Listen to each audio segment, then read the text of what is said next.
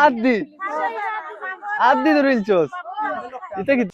আমার বাতিজা নাকি নদী থেকে বড় একটা মাছ ধরেছে সেই মাছ দেখার জন্য যাচ্ছি আপনারা একটু সাথে থাকবেন আপনাদেরকে মাছ দেখাবো তুই ধরছিস নি রে দেখি খারাপ করছাই দেখি ফাতাই কর ফাতাই কিলা মারছস কি জলদি আচ্ছা উড়াল জলদি নি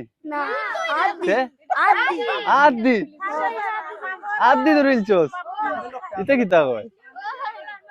ও তোর মাছ আদি ধরিলছে ये होता नहीं ওজন ও বাক্কা ওজন আছে ভালো ওজন আছে